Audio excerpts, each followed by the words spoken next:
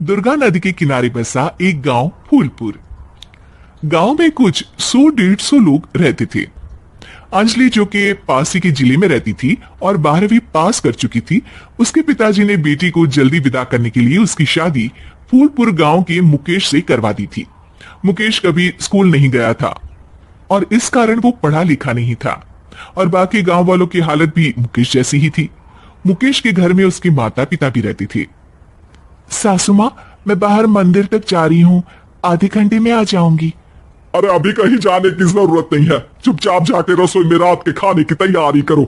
और ये घूंघट क्यों हटा लिया है तुमने? क्या पता नहीं कि इस गांव में औरतें बिना घूंघट के नहीं रहती? रात में अंजलि छत पर जाकर अपनी मम्मी से बात कर रही होती है। तभी गांव की 3-4 औरतें उसे देख लेती है और दरवाजे पर आकर उसकी सास से शिकायत करने लगती है। और क्या हुआ? अरे छत पे तो देखो, आपकी बहू मटक मटक के किसी से फोन पर बात कर रही है, दिन भर फोन पे लगी रहती है। अरे कल तो मंदिर के पास वो क्या कहते हैं, सेल्फी ले रही थी। शहर की बहू रखना अच्छा शान की बात है, पर देखना इसके लक्षण से ये तो तुम्हारे परिवार को बदनाम ना कर दे। ये पहली बार नहीं था जब सास से गांव के लोगों ने अंजलि की बुराई या शिकायत नहीं की हो। अब तो ये रोज की बात थी। अंजलि ये सब सुन लेती है। जब वो नीचे जाती है तो मुकेश भी वहां आ जाता है। सास कहती है, बेटा, लोग घर आकर शिकायत करने लगे हैं बहू के कामों की, देख लो।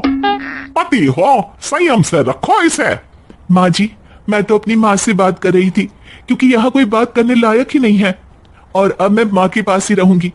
वहां क्या रहना, वहां बाहर के लोग तो ठीक है, पर घर के लोग भी इज्जत ना दे सके। अरे नहीं नहीं अंजलि, ऐसा नहीं है, धीरे धीरे सब ठीक हो जाएगा, तुम फिक्र ना करो। अरे बस कुछ बोलना ही नहीं है, सर पे चढ़ा रखा है बहू को। सास मुकेश की नरम बात सुन के वहां से मुंह चढ़ाकर चली जाती है। मैं तो कहती हूँ हम दोनों शहर चले जाते हैं। मैं पढ़ी लिखी हूँ, मुझे वहां नौकरी भी मिल जाएगी और थोड़े दिनों में आप भी वहां कुछ काम ढूंढ लेना। अरे नहीं नहीं अंजलि, हम यहाँ ना गांव का खेत, माँ पिताजी को छोड़कर शहर नहीं जा सकते। माँ पिताजी को कैसा लगेगा और गांव वाले क्या सोचेंगे? ये कहकर मुकेश सोने चला जाता है और अंजलि की गांव वालों द्वारा बुराई का सिलसिला बहुत दिनों तक चलता ही रहता है। लेकिन अंजलि गुस्सा ना दिखाते हुए समझदारी से काम लेती है। बारिश का मौसम चालू हो जाता है। जोरदार बारिश से पूरे गांव में हाहाकार मच जाता है। दुर्गा नदी में बाढ़ आ जाती है और बाढ़ का पानी पूरे गांव की फसल तबाह कर देता है। फसल की ये हालत देखकर गांव वाले निराश हो जाते हैं और बात तो यहाँ तक पहुंच जाती है कि कुछ लोग तो अंजलि को इस सब का दोषी ठहरा देते हैं। अरे पूरी फसल तबाह हो गई, पता नहीं किसकी नजर लग गई है। अरे जब से चौधरी परिवार में ये शहर की बहू आई है ना, तब से ही गांव की शांति चली गई है। इसके कर्म कांड से माँ दुर्गा नदी भी खुश नहीं है। ये सब सुनकर बेचारी अंजलि रोते हुए अपने घर चली जाती है। कुछ दिन बाद सभी गांव वाले अपनी फसल का मुआवजा लेकर अपने अपने घर आते हैं। मुकेश भी 1500 लेकर आता है।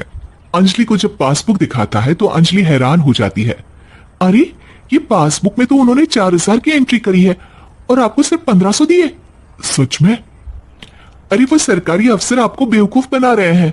सरकार की तरफ से हमें 4000 मिले हैं, लेकिन बाकी का सारा पैसा खुद ही खा रहे हैं। आप लोग के अनपढ़ होने का फायदा उठा रहे हैं। ये सब सुनकर मुकेश परेशान हो जाता है, लेकिन अंजलि उसे हिम्मत से काम लेने को कहती है और सुबह होते ही मुकेश को पंचायत कार्यालय ले जाती है और साथ में गांव के और लोगों को भी। आप सरकारी बाबू क्या गांव के लोगों को बेवकूफ समझते हैं? आपको क्या लगता है ये पढ़े लिखे नहीं है तो आप कुछ भी मनमानी करेंगे? ये बेचारे दिन रात इतनी मेहनत करते हैं, ये हमारे अन्नदाता है और आप इनके साथ ऐसा धोखा करते हैं। अरे क्या बके जा रही है ये लड़की, किस धोखे की बात कर रही है?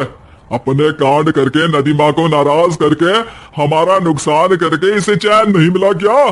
सरपंच जी, इन सरकारी बाबू ने मुझे बेवकूफ बनाया है और मेरे हिस्से के पैसे खुद चट कर गए। बस ये सुनते ही सरपंच वहां से दुम दबाकर भाग जाता है। पता चलता है कि जनपद अधिकारियों ने गांव के सरपंच के साथ मिलकर सबके साथ धोखा किया है। सब लोगों का विरोध शुरू हो जाता है और आखिर में अधिकारी सब गांव वालों के हिस्सों के बचे हुए पैसे उन्हें लौटा देते हैं और कई दिन तक सरपंच गांव में लौटता ही नहीं। अंजलि, तुम नहीं होती तो हम गांव वालों को तो पता ही नहीं चलता कि ये हमें हर बार बेवकूफ बनाते हैं। हाँ हाँ अंजलि बेटी, हमें माफ कर दो। हम सब तुम्हें बुरा भला कहते रहे, लेकिन तुमने ही आज हमें बेवकूफ बनाने से बचाया है। हमें तुम पर गर्व है बेटी। अब समझ आया कि सरपंच तुमसे नहीं, तुम्हारे पढ़े लिखे होने से नफरत करता था। क्यों ना इस बार हम अंजलि को ही सरपंच पद के लिए चुन ले? क्या कहते हो गांव वालों? पढ़ी लिखी सरपंच। बस पूरा गांव अंजलि के लिए ताली बजाता है और अंजलि की सास उसे खुशी से गले लगा लेती है।